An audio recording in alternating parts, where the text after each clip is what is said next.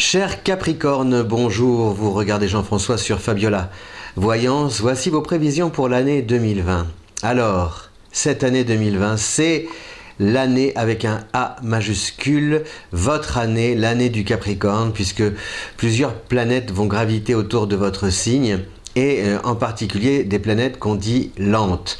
La vertu des planètes lentes, c'est d'ancrer les projets dans la durée. Elles enracinent, elles posent les fondations, elles cimentent les échanges, elles blindent, verrouillent, cloisonnent, dressent des remparts et vous mettent à l'abri pour justement pouvoir sécuriser l'avenir.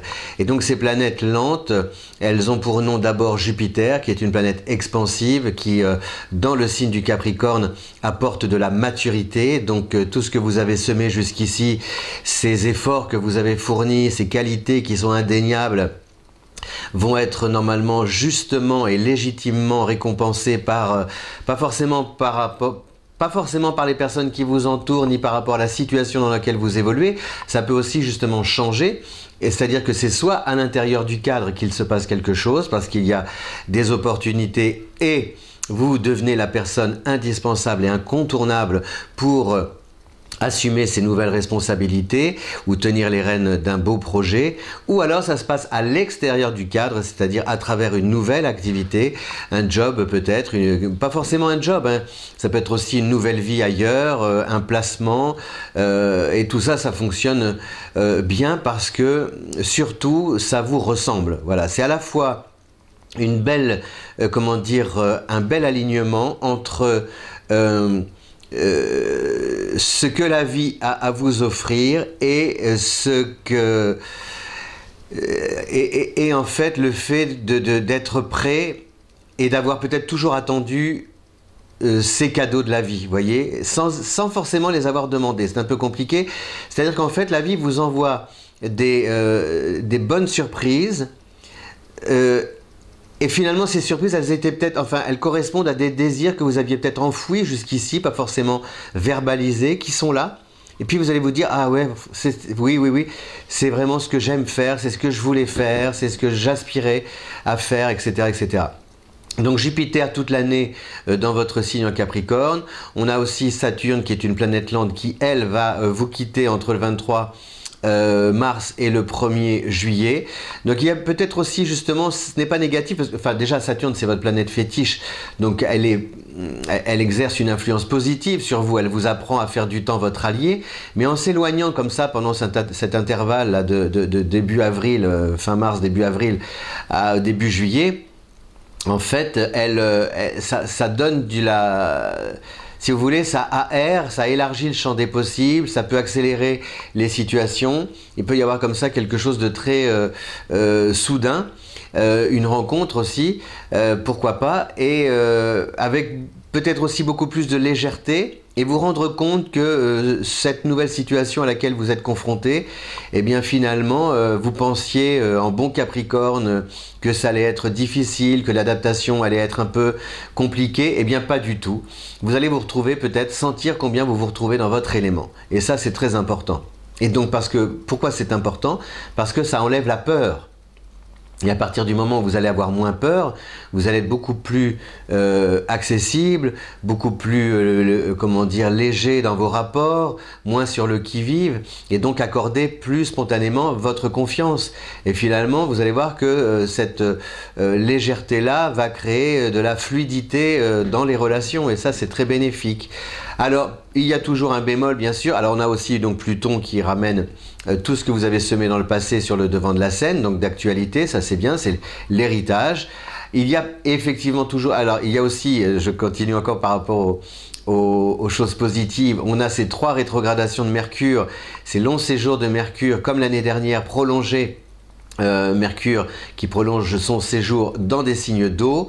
Février c'est le poisson, cet été c'est le cancer, à l'automne c'est le scorpion. Donc c'est bénéfique pour le Capricorne, surtout au printemps et surtout à l'automne. Bon, l'été, c'est une opposition, etc. Bon, c'est un peu...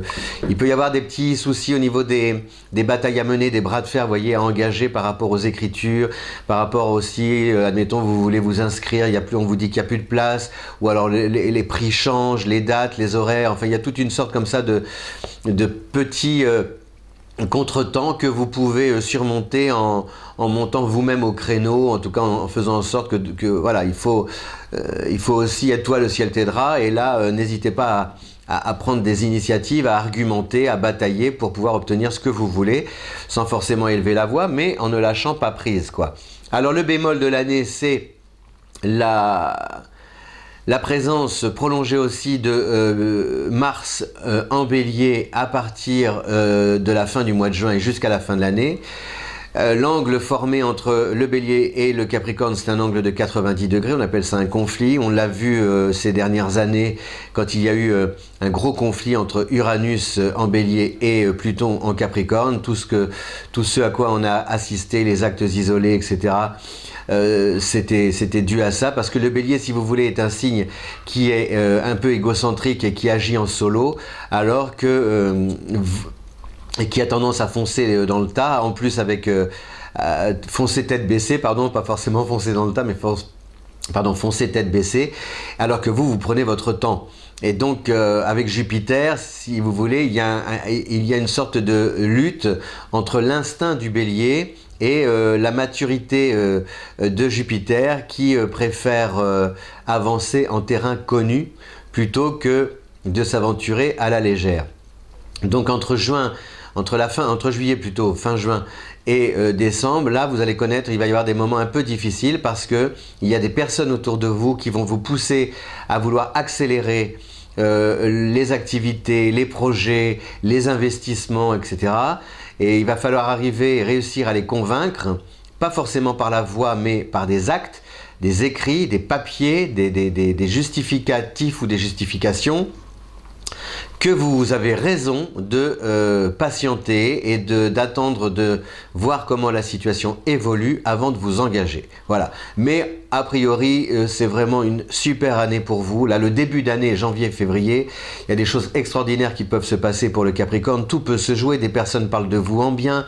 Vous avez peut-être aussi semé dans le passé, vous pensiez que c'était dans un tiroir, voire même à la corbeille, et puis ça revient vous chercher avec une proposition. Votre nom, revient souvent dans les conversations à propos d'un projet. On peut vous proposer aussi une mutation, un déplacement, un changement. Vous pouvez partir, investir à plusieurs kilomètres de là où vous résidez actuellement. Enfin, il y a plein de choses là au cours du premier trimestre 2020.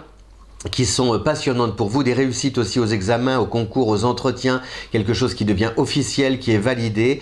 Et ces 3 premiers mois, si vous voulez, eh bien c'est vraiment, ça peut imprimer la patte, la griffe du Sagittaire du Capricorne, pardon, version 2020, et que ce Capricorne-là, justement, puisse vraiment prendre son destin bien en main, et surtout à travers des activités qui collent à ses désirs. C'est-à-dire que les signes de terre sont souvent dans le devoir, et là, grâce à des planètes, il y a aussi Uranus en Taureau, donc grâce à des planètes un peu plus lentes mais stimulantes, vous voyez, créatives, comme Uranus en Taureau, comme Jupiter en Capricorne, ça donne une espèce d'élan à ces signes de terre, Vierge, Capricorne, Taureau, et en l'occurrence le Capricorne, sans du tout compromettre vos acquis. Les acquis sont solides, et par contre, vous volez de vos propres ailes, vous prenez votre envol même vers un destin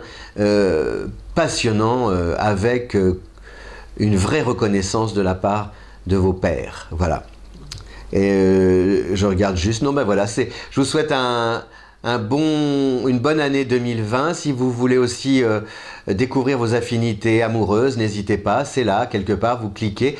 Fabiola Voyance, eh bien, vous les adresse rapidement, et pour découvrir avec quel signe, peut-être au pluriel, vous êtes fait pour vous entendre. Je vous remercie de votre fidélité, encore mes meilleurs vœux de bonheur, une belle année pour la star Capricorne. Ciao!